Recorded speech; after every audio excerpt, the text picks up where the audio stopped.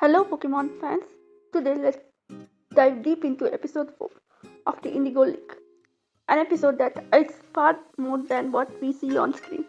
This breakdown mainly highlights the lesser known details and hidden layers revealed by Takeshi Shudo himself in his official novel. Before we begin, a quick clarification. Everything I have discussed so far about episode 1, 2, and 3, the extra facts, unknown details, psychological noises, and behind the scenes lore, all of it comes directly from Shudo's official novel, Pocket Monsters, the novel. This is not fan theory, it's canon material straight from the original writer. I will leave the English translation link to the novel in the description, and trust me, read it fully. It's an absolute blast and completely changes how you see early Pokemon. Important note, before watching this episode 4 breakdown, I highly recommend watching my ultimate breakdown videos of episode 1, 2 and 3. They lay the foundation and give proper continuity to what we are about to uncover here. So with that said, let's begin our in-depth exploration of Indigo League episode 4 through the lens of Takeshi Shudo himself. I regularly post content about Takeshi Shudo, the visionary who planned Pokemon at its core and wrote each and every character with extraordinary depth and intention. The way he shaped the Pokemon world was nothing short of mind-blowing. Sadly, the makers did not allow him to fully explore the darker, deeper dimensions of the Pokemon universe that he originally envisioned. His ideas went far beyond what we eventually saw on screen. Shudo wrote the official Pocket Monsters novel up to the leftist search arc, Pikachu vs. Raichu. Every video I have made to that point is a tribute to his vision, his philosophy and his legacy. This is my way of ensuring that fans to continue to remember Takeshi Shudo because his contribution should never be forgotten. Up to the Johto era, Pokemon was complete, emotionally rich entertainment largely because of Shudo's influence. He wasn't just a writer, he was the soul of early Pokemon. So with that, let's begin. Pokemon Indigo League Episode 4 Challenge of the Samurai. Japanese title Kasuki Kai Samurai. Mushi Pokemon no Mori. Every day in the morning at the forest, instead of hearing birds chirping as a wake-up call, we heard Misty screaming as an alarm. Hey! Yet again, Ash encounters another bug weasel. And yet again, both began to argue. And Ash calls her coward. Even this weasel also loves Misty and hugs her leg. As usual, Misty runs away in fear. I think all Pokemon loves Misty, Misty's beauty and cuteness. Here, Ash dons a cow costume, leading to a pun involving the word Cowterpie. This play on words is a localized adaptation by the English dub team and doesn't have a direct counterpart in the original Japanese script. The original Japanese script was Misty repeatedly exclaims Mushi, Mushi, Mushi, which translates to bug, bug, bug. Ash in response says Ushi, meaning cow. This exchange is a pun based on the similarity in word sound between Mushi and Ushi in Japanese. This change was likely made to maintain the pun's humor while making it more relatable to English-speaking audience. It's basically a rhyming word. Japanese language is so funny. Guys, I recommend you guys to watch every season of Pokemon in Japanese too. It's the best. As Misty was running away, a samurai out of nowhere suddenly attacked Misty with his sword. Misty got startled and he demanded to know, "Are you the fourth boy from the Pallet town?" When she says no, then samurai draws his sword back and walks away. Misty was too frightened. But in that fear, she also remembered and realized that he is searching for Ash because he is the fourth trainer from Pallet. Suddenly she got panicked that he might kill Ash. So she rushed back towards Ash. Ash was about to catch Weedle, then Misty screams, flees in terror, and runs back toward where Ash is. When she burst back into Ash's sight, she's pale and frightened. She shouts, "Ash, be careful, that man, he is dangerous." Symbolism. This scene shows Misty's personality. She is impulsive or emotional. Her sudden rush shows she acts from heart rather than calculated logic. Courageous, but through care. Even if she is scared, she doesn't freeze. she takes action to protect someone else. Tsundere contrast. Outwardly, she complains about Ash being reckless, but inwardly, she values him deeply. Protective, she prioritizes Ash's well-being over her own safety. Guardian and balance to Ash's recklessness. Towards Ash charges forward blindly, chasing Pokemon battling head on. Misty represents the anchor, reminding him of danger and grounding his journeys. Hidden affection. Symbolically, a rushing toward Ash represents that beneath all arguments, she is emotionally tethered to him. Her care is revealed in moments of worst crisis. Suddenly, Samurai attacks Ash from behind. He was so intimidating and dangerous and aggressive, but Ash got surprised as he pointed his sword near Ash's nose. Suddenly, he is being challenged to a life or death sounding duel. Misty was seen gasping and asked him, "What do you want?" He asked, "Ash, are you the fourth boy from Pallet?" And Ash said, "Yes." Then the samurai immediately challenges him for the battle and Ash accepts it. Samurai brings out Pinsir, but when Ash brings out Pidgeotto, it was sleeping. Like, this was never shown in other series. Takeshi sir wanted to tell that Pokemon also gets tired and can sometimes refuse battles. And also another reason for this, because Pidgeotto is very high in level and Ash is a rookie trainer. So obviously in games also we have seen Pokemon of higher level will never follow the orders of their trainer. So like this also, here also Pidgeotto is not following the words of Ash. Later Ash brings out Metapod. Misty again panicked, worrying about Metapod's safety as Pinsir is ferocious. She shouts, warning, sometimes helping Ash in battle. The battle is intense, described as brutal and threatening. Pinsir tries to crush Metapod, and Ash repeatedly orders Harden, but that Harden made Metapod hard as steel that even Pinsir's on itself broke. The Metapod vs Metapod fight. Considered one of the most infamous early Pokemon battles, two Pokemon endlessly using Harden.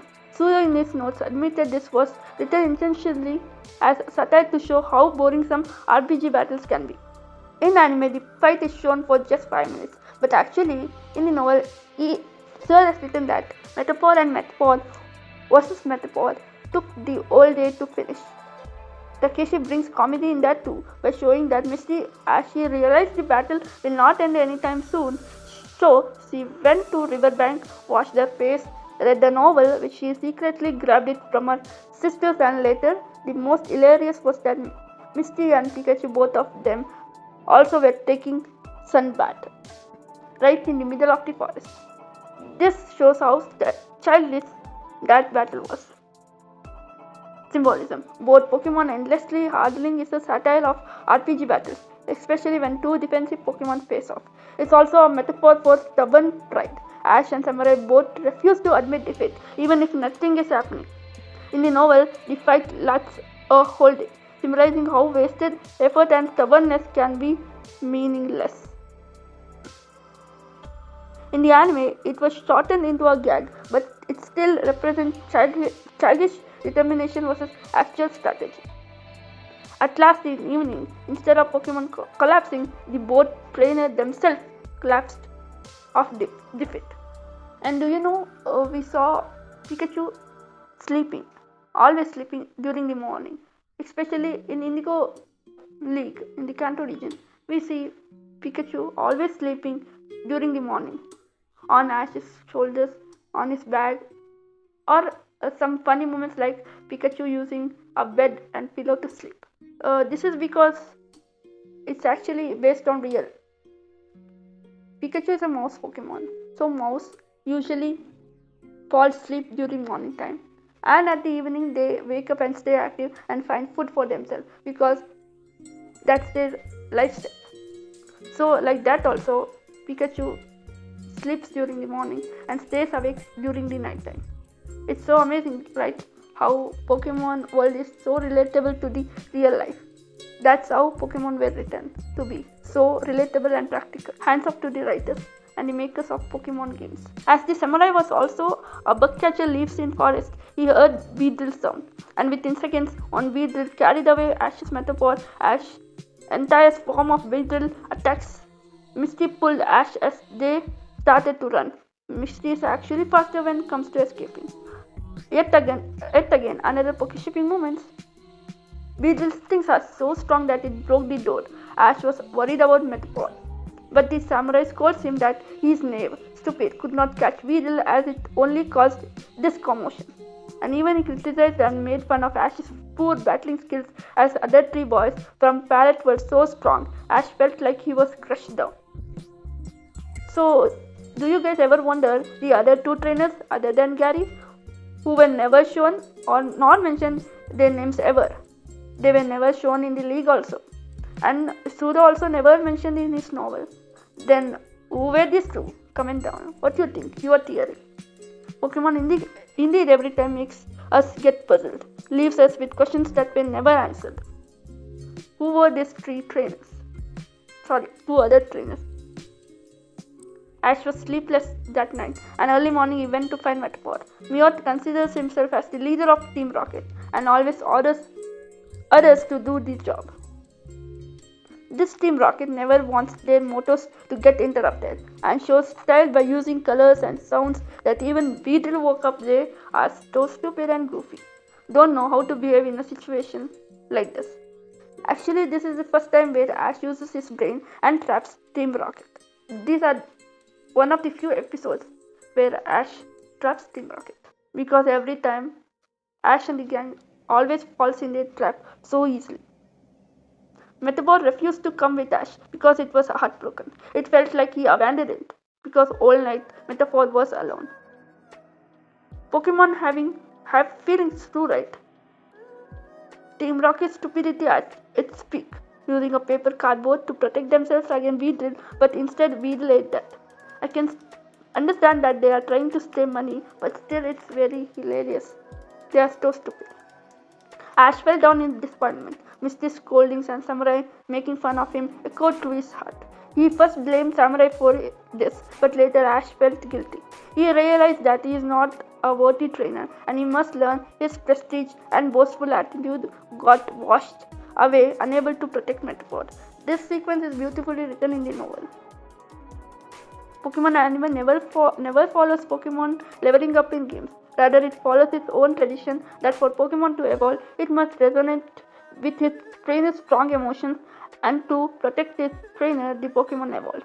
Each and every season it's the same story. To protect the trainer, Pokemon evolves. For example, in X and Y2 we saw how Fletchinder evolves into Talonflame to protect and save Ash. Against, I think, Zapdos maybe, and Noibat too. And in many episodes also we have seen the same story. Just like that, Metapod realized Ash's love for him, so it got extra strength and protected Ash. Metapod's cocoon splits into two by Weedle. Even I thought Metapod died. But just like that, the life cycle of a real caterpillar, it evolves into a beautiful Butterfree. It's so wonderful that every Pokemon in this world is fully similar to real life animals and plants. This is the beauty of Pokemon. It follows Ash's orders and uses sleep powder and makes everyone sleep. Misty watches Ash's struggle, panicking at the tension of a real, potential life-threatening fight. Shudo emphasizes her fear and admiration. She sees Ash's courage compared to her own cowardice. Misty now truly understood that Ash is something else when it comes to Pokemon. And now she's really starting to respect Ash. Samurai finally understood that Ash is also special in his own way and acknowledged Ash's strength because no one could have handled a newly evolved Butterfree like that. Really, Ash is so special. Symbolism of Butterfree. I have written it already in episode 3. Do read. Misty will be always the roast queen because she says that next time there must be no Metapod versus Metapod again. Truly, I only got tired of watching that sequence. How Misty and Pikachu must have watched it for the whole day. From morning to night, the battle went on. Did you observe that Pikachu still does not hops on Ash's shoulder while traveling? This is one of the hidden details I have found out. It's probably because Pikachu does not see him as his friend still. Let's see when it starts to be on Ash's shoulder. Let's observe, guys. If you know exactly when he hops on his shoulder, then please do comment down. Not just to me, but many feel that Misty knew how to cook.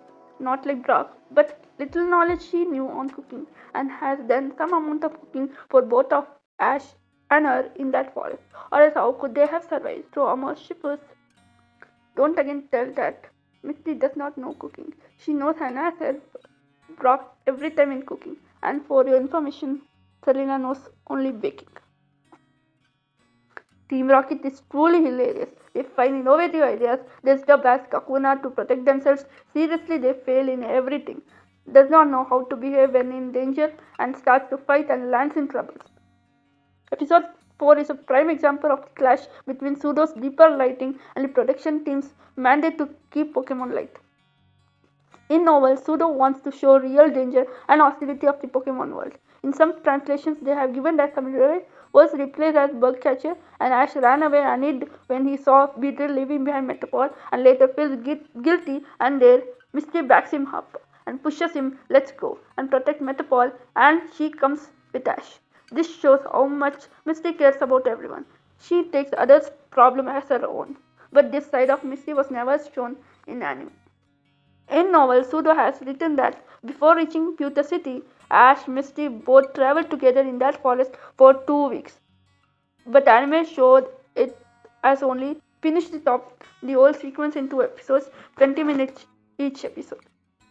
Of 20 minutes each. Do you know in episode 1 in the novel, after seeing Pikachu badly injured, Misty took him on her arm and sees what's wrong with it. And she's so panicked by seeing Pikachu. She got so worried. She took him by his arm and was seeing what's gone wrong. What is his injury? This is Misty for you. But this was never shown in the anime. I feel very sad for this. Japanese versus English dub differences. Samurai Stone. Japanese. Samurai speaks in very formal, old-fashioned samurai speech. In English, he is given more of a goofy, nerdy boy voice, losing the samurai dignity. Ash's determination. In Japanese, Ash admits he is weak and unskilled. In English, this line is softened to make him more optimistic. In Japanese, are you the trainer from Pallet? If so, I will cut you down where you stand. In English, it's toned down. Are you the trainer from Pallet Town? Let's battle. The violence threat was removed. Samurai's honor speech. In Japanese, Samurai speaks in a Bushido style, swearing revenge for its previous losses against Pallet trainers, Blue, Gary, etc. English rewritten to sound like he's just eager for a regular battle. All the warriors' pride stuff is gone. Team Rocket stress. In Japanese, when Team Rocket gets trapped by Beedrill, they scream of dying and being stung to death. In English, the dialogue is changed to silly panic phrases like, yeah, it's not the stringers. In Japanese, after this samurai battle, Ash admits, I am weak. I don't deserve to be a Pokemon trainer yet. This moment shows Ash's immaturity and reflects Shudo's darker vision. In English, they change it to a more positive line. I still have a lot to learn, but I'll get better. In Japanese, Samurai uses Japanese idioms about strength, honor, and the forest. He sounds like a parody of a real samurai. In English, all of this is dropped. Samurai just sounds like a regular boy with a fake knight or soldier persona. So that's it, guys. Thank you for watching this video. Please do like, comment, and share this video to others. And comment down your thoughts or any points that I have missed or any questions you have. Please do comment down. I will answer. I will try to answer if I know the answer. And don't forget to subscribe my channel. Thank you. Keep watching my future episodes.